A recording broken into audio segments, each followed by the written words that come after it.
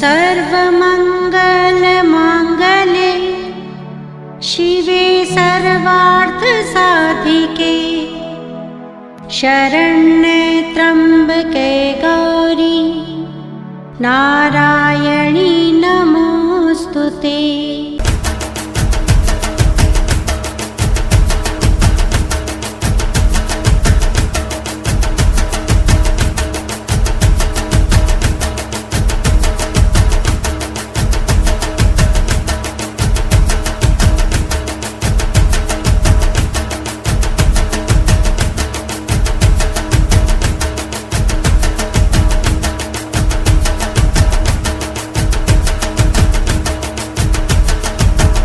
लोगों ने विचार कर लिया महाराज, और चूंकि ये घोड़ों की देखरेख में लग गए तो कहने लगे लोग, हाँ सूत जी हैं, ये सूत जी हैं, ऐसा कहने लगे लोग, सभी जितने भी लोग थे।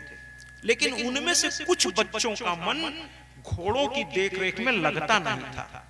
उनमें ब्राह्मण वाला थोड़ा अंश ज्यादा ही था महाराज। वो थोड़ा ज्ञान पिपासु की तरह थे, तो वो कहे कि ना ना ना, मेरा जन्म ये घोड़ों के लिए नहीं हुआ। कुछ लोग रहते कहीं पर हैं, लेकिन उनका मन वहां, उनको तो कुछ बड़ा बनना है ना महाराज, तो छोटे वो बेचैन रहते हैं कुछ पाने के लिए, कुछ आगे बढ़ने के लिए।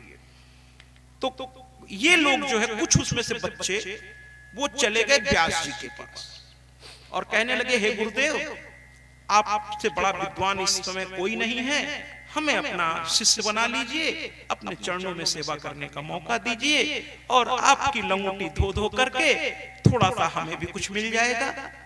तो व्यास जी ने कहा ठीक है, क्योंकि व्यास जी भी उसमें चिंतित थे कि 18 पुराण मैंने लिख दिया, 18 उपमहापुराण लिख दिया, 4 वेदों का विभाजन कर दिया, लेकिन इसको आम लोगों तक पहुंचाए कैसे? लिख तो दिया हमने, पहुंचाएं कैसे? वो भी चिंतित थे। गुरु भी एक अच्छे शिष्य की तलाश में बेचैन रहता है, क्योंकि वो सोचता है कि मेरी विद्या, मेरा ज्ञान मेरे मरने के बाद समाप्त न हो जाए। तो ज्योत से ज्योति जलाते चलो, प्रेम की गंगा बहाते चलो। ज्ञान को छुपाना नहीं चाहिए महाराज, कोई योग्य शिष्य को धीरे धीरे हस्तांतरित करना चाहिए। ये नहीं कि साहब हम ही रहें, अरे हम ही हम हैं तो क्या हम हैं, तुम ही तुम हो तो क्या तुम हो, है ना? तो हमेशा बांटने पे विश्वास रखिए। देखिए, और चीजों को हम नहीं, और खाना को हम लोग खाना कहते हैं महाराज, लेकिन जो भगवान को चढ़ जाता है उसे प्रसाद कहते हैं, और प्रसाद वो होता है जो बांटा जाता है महाराज। सिर्फ अकेले नहीं खाया जाता, प्रसाद बंटता है, इसीलिए वो आदरणीय है। इतना इतना चूरा भी स्तर पे मिल जाए तो लोग ऐसे नेत्रों से लगाकर उसे खाता है, और उसमें भी अगर कोई नहीं, उसको नहीं मिला तो अपनी ओर से थोड़ा दे देना चाहिए। प्रसाद बंटता है महाराज। तो कुछ लोग पहुंच गए व्यास जी के पास। व्यास ने कहा कि इनमें से अगर कोई योग्य व्यक्ति होगा तो वो मेरे 18 पुराण महापुराणों को दुनिया को सुनाएगा। उन्होंने एक शिक्षा का एक सत्र उन्होंने शुरू किया, और उनमें इन सारे बच्चों को बैठा दिया। उसमें से एक बच्चा बहुत तेज था, बहुत तेज था। व्यास जी समझ गए, गुरु समझ जाता है कि शिष्य में कितनी योग्यता है।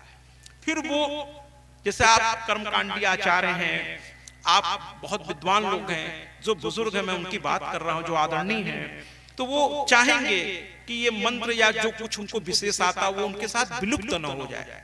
तो अपनी संतान में अगर योग्य है तो उनको वो हस्तांतरित, या अपने किसी शिष्य को धीरे धीरे सिखा करके उसकी, कल को अगर मैं आंख बंद करूं तो ये चीज बंद न हो जाए, मेरे साथ आगे बढ़ती रहनी चाहिए। तो कहने का तात्पर्य यह है कि वहां पर सब लोगों ने मतलब व्यास जी ने सोचा कि कोई तो एक बच्चा जो है बहुत तीव्र था, उसको अलग से उन्होंने बुलाना शुरू किया। बाकी बच्चों को भी शिक्षा देते रहे, उसको अलग से, जैसे कहते हैं ना आजकल के भौतिकवादी स्कूल में भी जो लड़के तेज होते हैं उनको अलग से एक क्लास बना करके उनको पढ़ाया जाता है कि भाई ये तेज बच्चे, बाकियों को भी पढ़ाते हैं लेकिन कहते हैं ये तेज है, ये जल्दी चीजों को रट ले रहे हैं। तो एक बच्चे को व्यास जी अपने पुत्र सुखदेव के साथ बैठा करके उनको शिक्षा देने लगे, और वही आगे चल करके सूत जी, तो ये सूत जाति के थे ही, विलोम प्रजाति थी इनकी, लेकिन लोग इनको ही सूत जी नाम से जानने लगे महाराज। और इनके बारे में कहा जाता था कि इनकी उम्र तो बहुत छोटी थी, लेकिन इनके कथा कहने की शैली ऐसी थी महाराज, ऐसी जहां वो कथा कहने पहुंच जाते थे, जंगल में आग की तरह बात पहुंच जाती थी कि आज सूत जी कथा कहने वाले हैं या सूत जी वहां कथा सुना रहे हैं, और लोग अपने आप चल पड़ते थे, क्योंकि उनकी कथा इतनी रोमांचकारी होती थी कि लोग सुन के रोमांचित होते थे, आनंदित होते थे, कहते थे इनकी कथा की शैली और उनसे थोड़ा अलग है, लोग आनंद लेते थे। और संत तक बड़े बड़े संत आते थे, और सूत जी की उम्र बहुत छोटी थी महाराज, लेकिन उनके सामने बड़े बड़े आदरणीय संत भी नीचे बैठ करके बड़े ध्यान से उनकी कथा सुनते थे महाराज। और चूंकि उनकी कथा को सुनने से लोग रोमांचित अनुभव करते थे, इसलिए उनका एक नाम पड़ गया रोमहर्षण। रोमहर्षण माने उनको सुनने से रोमांचित हो जाते थे। तो एक कथा तो सूत जी के बारे में ये आती है, और एक कथा देवी भागवत के माध्यम से नहीं, देवी पुराण दो अलग अलग है थोड़ा सा। एक श्रीमद् देवी भागवत है और एक देवी पुराण के नाम से उप पुराण भी है। उसमें कहते हैं कि एक बार यज्ञ हो रहा था महाराज, तो इंद्र के लिए आहुति निकाली गई और वशिष्ठ के लिए आहुति निकाली गई, लेकिन इंद्र की आहुति वशिष्ठ को दे दी गई और वशिष्ठ की आहुति इंद्र को दे दी गई। तो यहां भी रोम संकर्षण हो गया, यहां भी क्या कहते हैं, एक तरीके से विलोम हो गया स्थिति। और इंद्र चूंकि क्षत्रिय थे और वशिष्ठ ब्राह्मण थे, और उस यज्ञ कुंड से एक व्यक्ति प्रकट हुआ जिसको सूत जी, तो नाना प्रकार के मत हैं, जिस मत को मानना हो मान लीजिए, लेकिन कुल मिलाकर सूत जी व्यास के उन परम शिष्यों में से एक थे जो व्यास जी के पुराणों को लोगों तक पहुंचाने का कार्य करते थे। और कथा नीचे बैठ के जो सुनने की परंपरा आई है वो सौनक आदि ऋषियों के द्वारा ही आई है।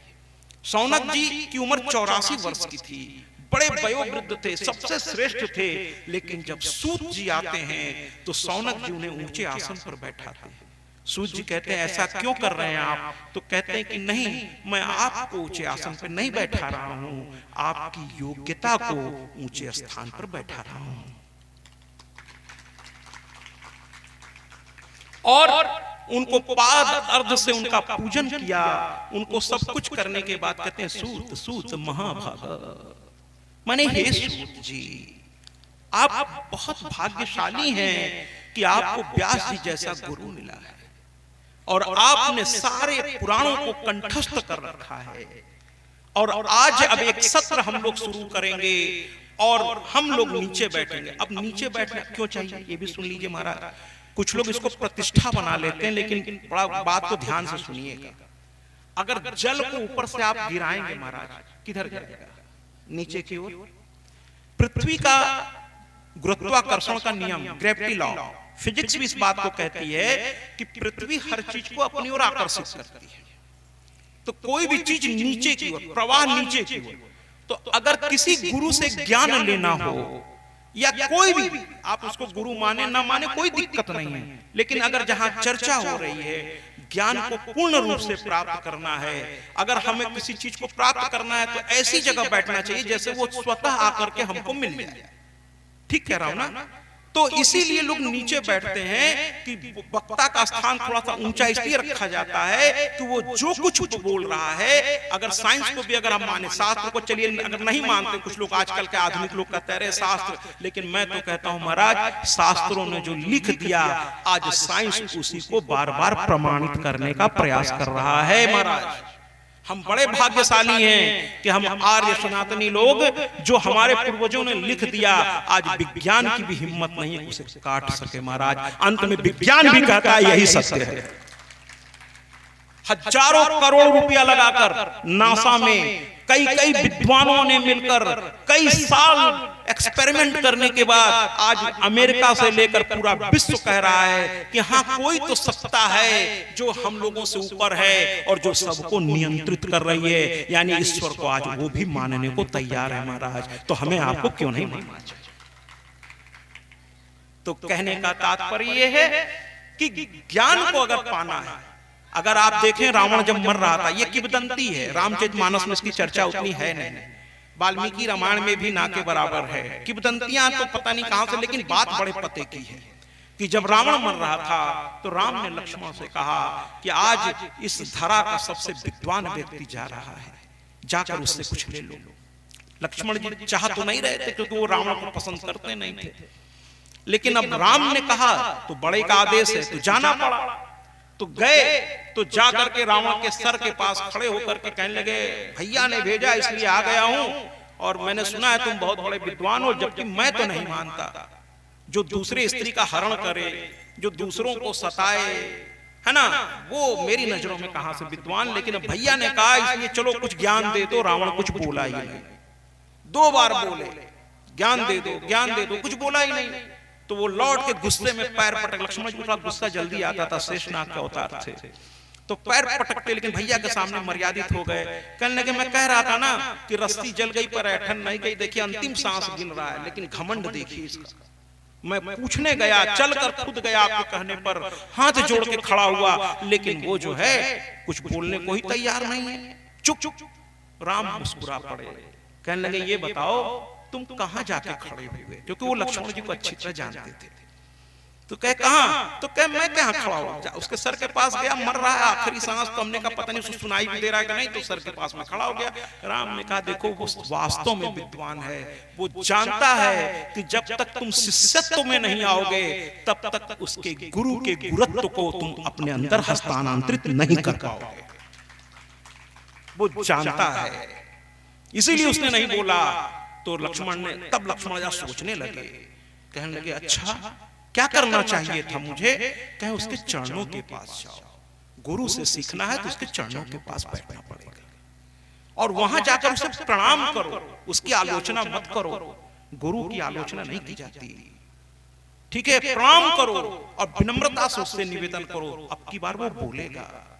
लक्ष्मण गए, चरण के पास खड़े हुए, और अब की बार लक्ष्मण की भाषा बदली हुई थी।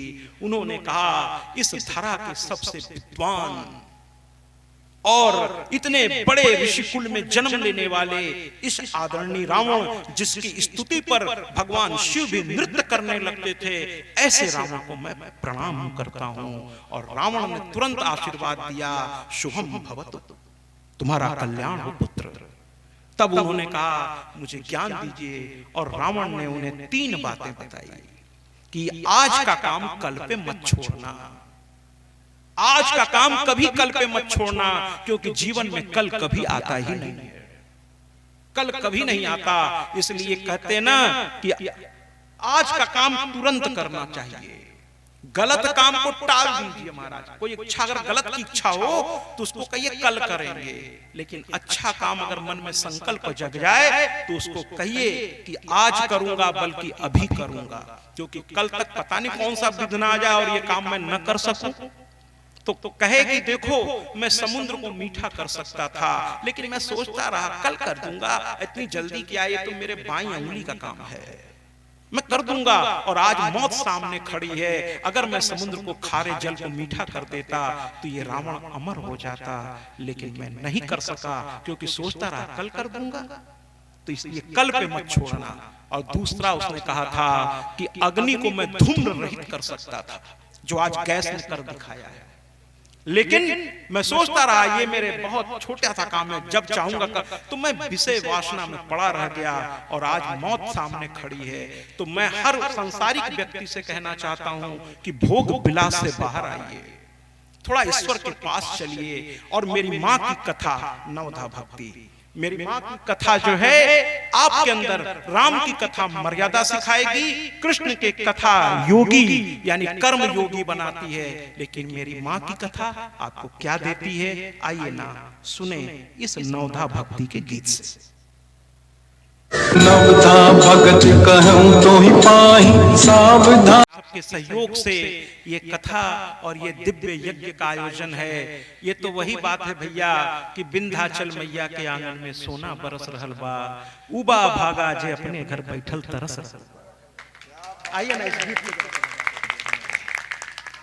आइए ना इस गीत को भी सुन लेते हैं। उन क्षेत्रवासियों को मैं कहना चाहता हूं कि यहाँ सोना बरस रहा है, दिन भर यज्ञ की आहुति पड़ रही है महाराज, और शाम को मैया की प्यारी सी कथा, सोने में सुहागा है। क्यों ना इस जगह पर आए। ये 9 दिन, जीवन का 9 दिन। कल एक बहुत आदरणीय आए थे मिलने, मैंने कहा था जीवन का 9 दिन आप मुझे दीजिए, बाकी का 365 और आने वाला आपका दिन, ये 9 दिन उसको सुधार और संभाल दोनों लेगा, इसलिए वो 9 दिन मुझे दे दीजिए।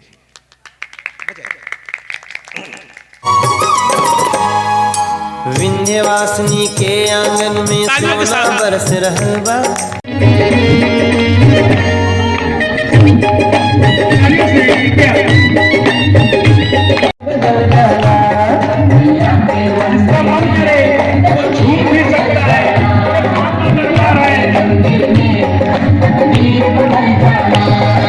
लोहाया के माई कोल में सोना बन जाला, अगर हो गई कृपा कमई देवी बन जाला। मैया के मंदिर में तकदीर बदल जाला, मैया के मंदिर में तकदीर बदल जाला, मैया के मंदिर में तकदीर बदल जाला, मैया के मंदिर में तकदीर बदल जाला।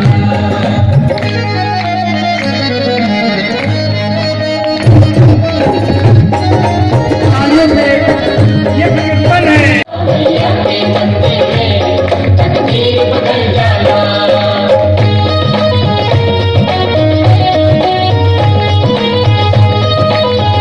हाँ बात एक दुनिया संजुड़ जाए, चाहे मैहर चाहे वैष्णो चाहे विंध्याचल में, चाहे थाने चाहे कांवरिया सुने पर में, दया के सागर वाली है अपने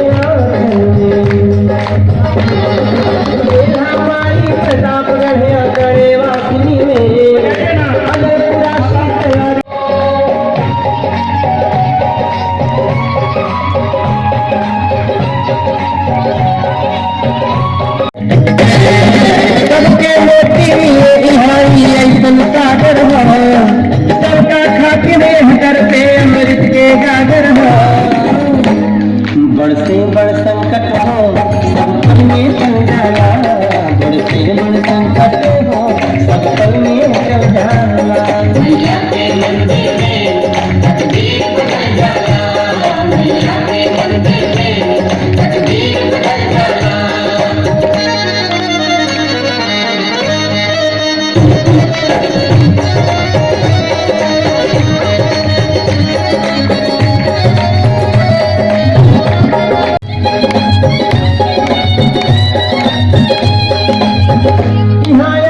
हो चाहे कोई तो होया राशि, यहाँ मलिकार होया सेठ होया हो दासी, यहाँ के फैसला है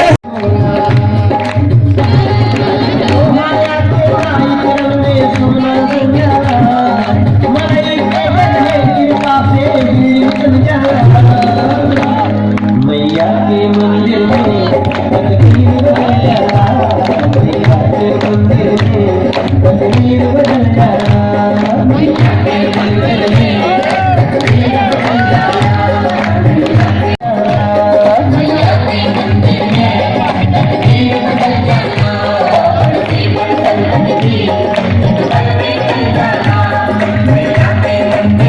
दरबार की। भैया एक बात कहें आप लोगों से, देखिए जो बारात में हम लोग करते हैं ना डांस, अभी मैं इंग्लिश शब्द इस्तेमाल कर रहा हूँ, इसका हिंदी में बताना चाहूंगा आपको। महंगे महंगे कपड़े हम लोग पहन लेते हैं, हजारों रुपए के, कहीं कहीं तो लाखों रुपए के, और सड़कों पर महाराज डांस करते हैं। जानते हैं उसको हिंदी में क्या कहूँ? अगर मैं कहूंगा तो क्या कहूंगा?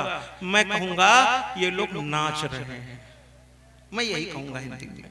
लेकिन माँ के पंडाल में जब कोई एक भक्त माँ के कीर्तन सुन करके भाव में आकर के मर्यादा के अंदर उठ करके, और जब मेरी मैया को प्रसन्न करने के लिए जब वो करता है ना, तो उसे नाचना नहीं कहते महाराज, उसे नृत्य कहते हैं, नृत्य कहते हैं, नृत्य कहते हैं।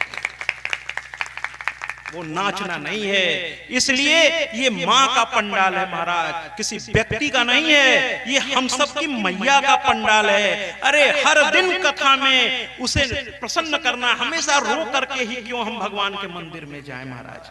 जब जाते हैं हमको ये तकलीफ है, हमको वो तकलीफ, अगर रोज अगर अपने आप माँ बाप से जाकर के कहेंगे आज हमको ये तकलीफ है, आज हमको वो तकलीफ है, तो माँ बाप भी कहेंगे बात नहीं करिए, कृपा आनंद लीजिए, बात नहीं। तो बाकी कथा के बाद चर्चा करिएगा, आज कथा में ऐसा हुआ ऐसा हुआ, बहुत अच्छी बात है। कथा में एक मर्यादा होती है, तो आनंद लीजिए लेकिन मर्यादा में।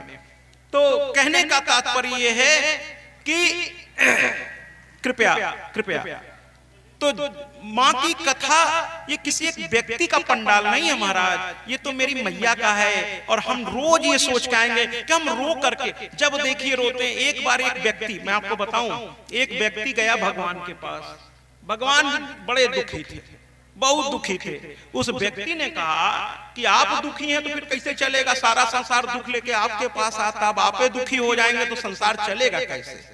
तो वो कहने लगे भगवान क्या करें, जिसको देखो सब रोते आते हैं, तो रोते रोते रोते रोते उनका रोना देख के हमें भी रोना आ रहा है।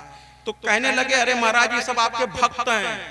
उस भक्त ने कहा भगवान से कि ये सब आपके भक्त हैं। तो भगवान कहने लगे ये सब हमारे भक्तों तो नहीं है।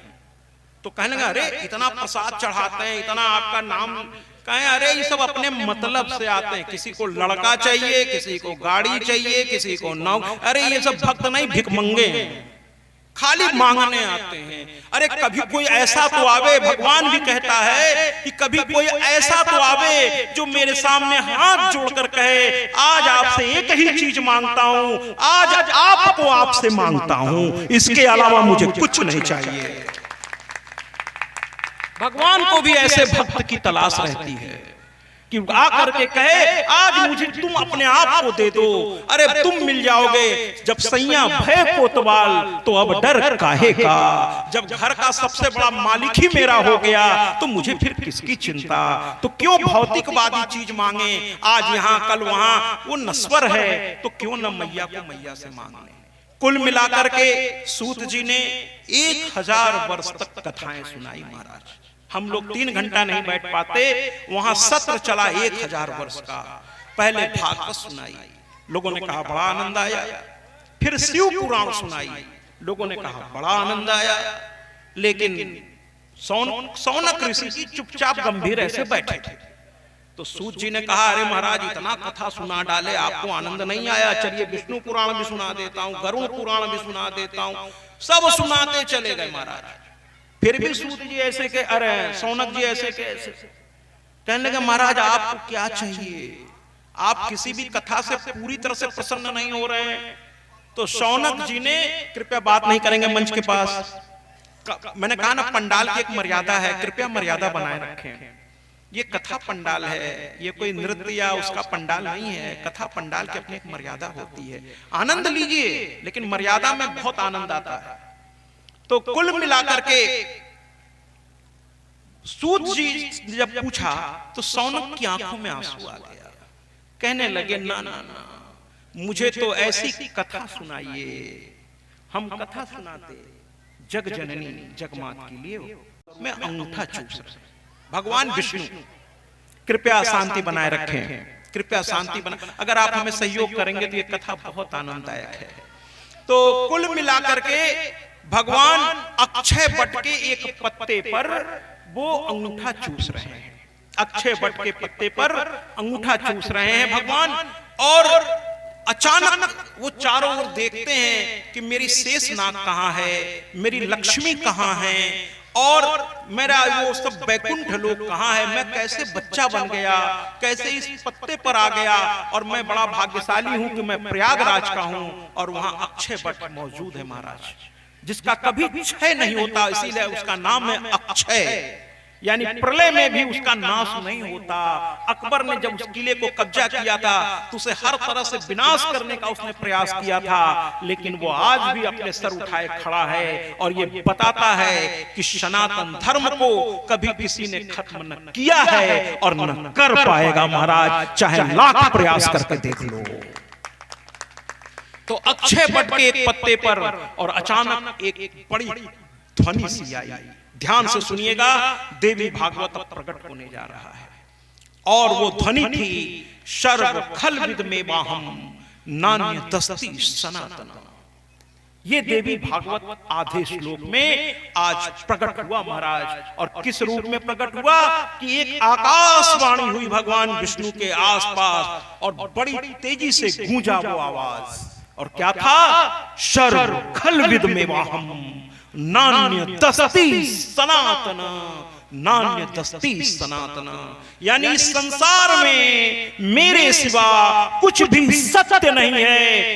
एको हम द्वितीयो नास्ति, एक मैं ही हूं और मैं ही अटल सत्य हूं। भगवान विष्णु ने कहा ये कौन है? बड़े चारों ओर देखे तो साक्षात जगदम्बा प्रकट हो गई और मुस्कुराती हुई देखने लगी। भगवान विष्णु ने कहा आप मेरी जननी हो क्या? भगवान उन्होंने कहा हाँ मैं तुम्हारी जननी हूं। तो कहने लगे हे माँ क्या ये श्लोक आपके द्वारा? कहे हाँ पुत्र ये मेरे द्वारा। तो भगवान ने पूछा कि मैं इसको क्या मानूं? तो कहने लगे हे पुत्र तालियों से स्वागत कीजिए। उन्होंने कहा कि इसको तुम श्रीमद् देवी भागवत महापुराण का जन्म समझो। श्रीमद् देवी भागवत महापुराण इस अर्ध श्लोक से प्रकट हुआ। भगवान विष्णु ने उसको सर लगाया और उस मंत्र का जाप करने लगे और उन्होंने कह दिया। और क्या कहा महाराज? कहने लगे कि आज से इस मंत्र का मैं जाप करूंगा माँ, आगे का आदेश बताइए। तो कहने लगी कि आगे तुम्हारे नाभि से ब्रह्मा, फिर उनके ललाट से रुद्र और तुम तीनों मिलकर इस सृष्टि की रचना करोगे। तुम तीनों मिलकर इस सृष्टि की रचना करोगे। विष्णु भगवान ने कहा जैसा मां आपका आदेश होगा वैसा ही करूंगा, वैसा ही करूंगा। और मां को प्रणाम किया भगवान विष्णु ने। मां अंतर ध्यान हो गई और भगवान ने देखा कि वो शेष नाग पर विराजमान हो गए। बाल स्वरूप पीछे छूट गया और उनके नाभि से ब्रह्मा प्रकट हो गए। महाराज ब्रह्मदेव की जयकारा करिए ना। भगवान विष्णु की, भगवान ब्रह्मा की, और उनके ललाट से रुद्र पैदा हुए। भगवान श्री रुद्र की बोलिए साचे दरबार की। इस प्रकार तीनों देवता बारी बारी से प्रकट हो गए। अब प्रश्न ये पैदा हुआ सृष्टि की रचना प्रारंभ कैसे की जाए? सृष्टि की रचना प्रारंभ कैसे की जाए? चूंकि मां का आदेश था, ब्रह्मा जी बैठकर चिंतन करने लगे, अपने कमल के आसन पर बैठकर चिंतन करने लगे। अचानक उसी समय एक घटना और घटी। ध्यान से सुनिएगा, बड़ी प्यारी कथा है ना। इस कथा में आप समय दीजिएगा। समय बताइए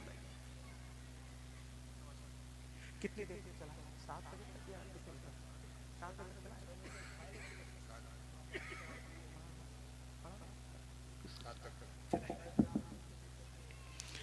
हाँ मैं ऐसे तो आप 7 कह रहे हैं। कल से इसकी टाइमिंग थोड़ा अगर आप लोग कहें तो 2 बजे से हम लोग चाह रहे हैं, लेकिन अगर आप लोग आ सकें तो 2 बजे रखी जाए क्या? तो जल्दी शुरू होगी तो आराम से आप पूरी कथा का आनंद लेके 6 बजे तक अपने घर जा सकेंगे। तो क्या 2 बजे रखी जाए? आप लोग चाहेंगे? जरा सब अगर 2 बजे चाहते हो तो जरा तालियों से बता दीजिए मुझे। तो कल से 2 बजे रखते हैं। आप सभी कोशिश करिएगा। बहुत प्यारी कथा है। आज के आनंद से आपको अनुमान लग गया होगा, कभी शुरुआत ऐसी है तो और आगे आगे बहुत आनंद आएगा। तो कल से 2 बजे हम लोग रखेंगे और 2 से हम चाहेंगे कि कम से कम 6 बजे तक, यानी 4 घंटे का यह सत्र होगा, तभी माँ की कथा का आप आनंद ले पाएंगे। और 6 बजे तक जब तक शाम होगी आरती कर देंगे, फिर आप लोग आराम से अपने घर जाइएगा। क्योंकि देर हो रही है तो मैं देख रहा हूं लोग उठ के जा रहे हैं, जबकि अब कथा का आनंद और आने वाला है। अब तो मधु कैटअप प्रकट। अब मेरी तो पता नहीं क्यों भीड़ को स्थिति देख करके लग रहा है कि इस कथा को मैं कल सुनाऊंगा। फिर से एक बार आपको जरूर सुनाऊंगा, अधिक से अधिक संख्या में आइए। लेकिन चूंकि थोड़ा सा आरती की व्यवस्था, तो मैं कथा को आगे बढ़ाता हूँ। मुझे कोई दिक्कत नहीं महाराज। मुझे तो कहिए माँ की कथा में इतना मुझे रस आता है कि फिर कुछ अच्छा लगता ही नहीं। आप कहिए मैं पूरी रात बोल सकता हूँ, मुझे कोई दिक्कत नहीं। और इस आसन से उन्हीं की कृपा से हिलूंगा भी नहीं। लेकिन अगर आप साथ थे तो, लेकिन आधे से अधिक लोग तो पता नहीं किस किस कामों से उठ रहे हैं। ब्रह्मा जी चिंतन करने लगे महाराज। ब्रह्मा जी चिंतन करने लगे और सोचने लगे कि सृष्टि की रचना कैसे हो। जरा ध्यान से सुनिएगा, जो लोग हैं उसका आनंद लीजिए। और इस कथा को कल आप लोग अपनी मोबाइल पर भी देख सकते हैं। इस कथा को कृपया ध्यान से सुन लें आप लोग। इस कथा को आज रात 11 बजे से ये ऑनलाइन, ये अभी जो कथा नहीं है, जैसे ही उनको पता चलेगा कि एक स्थान है जहां लोग मिलकर इतना बड़ा यज्ञ और ये सब करते हैं, तो विश्वास कीजिए। और इसके लिए कुछ लोग हमें धन्यवाद, मैंने कहा भैया मैं कौन और मेरी हस्ती क्या, ये सब कराने वाली मैया है, वो हमको यहाँ तक पकड़ के कान ले आई है और उसी के माध्यम से जो मैं आपके लिए कर पा रहा हूँ, मैं तो बहुत छोटा इंसान हूँ, बस आप सबको प्रणाम करता हूँ और सब मैया की कृपा से ये सब हो रहा है। और अगर किसी को धन्यवाद देना हो तो अनिल जी को धन्यवाद दीजिए जो अध्यक्ष महोदय हैं, हमारे बड़े भैया को दीजिए, इनको दीजिए, और या इस कथा और इस यज्ञ में जितने भी कार्यकर्ता लगे हैं वो सबको धन्यवाद दीजिए। ये सब उनकी वजह से है। इस सत्या का क्या है, मैं तो बस आपके प्यार से यहाँ आया हूँ और 9 दिन बाद चला जाऊंगा, लेकिन बस धन्यवाद देना हो तो इन लोगों को दीजिए। मैं तो बहुत छोटा हूँ, बस मुझे अगर कुछ देना है तो सिर्फ अपना प्यार दीजिएगा। जय माता की। और आइए ना थोड़ा सा कथा को आगे बढ़ाता हूँ कि मधु कैटभ, अब ब्रह्मा जी चिंतन कर रहे हैं, ब्रह्मा जी चिंतन कर रहे हैं महाराज। अब देखिए सज्जन जब चिंतन करते हैं, कृपया बात नहीं करेंगे, यहाँ बच्चे जो बैठे हैं हाँ कृपया बात नहीं करेंगे, बैठ के रहे कोई दिक्कत नहीं, बात नहीं करेंगे। तो ब्रह्मा जी जब सज्जन चिंतन करते हैं, जब कोई सज्जन व्यक्ति तो वो कुछ रचनात्मक काम सोचता है। जैसे देखिए ये सभी आदरणीय मिलके, आदरणीय अनिल जी मिलकर के ने कितना बड़ा सहस्त्र चंडी यज्ञ, एक रचनात्मक काम सोचा आप लोगों ने। 3 दिन मतलब जितने दिन से भी मैं यहाँ हूँ मैं देख रहा हूँ लगातार सभी लोग लगे हुए काम में, जितने ये कार्यकर्ता लगे हैं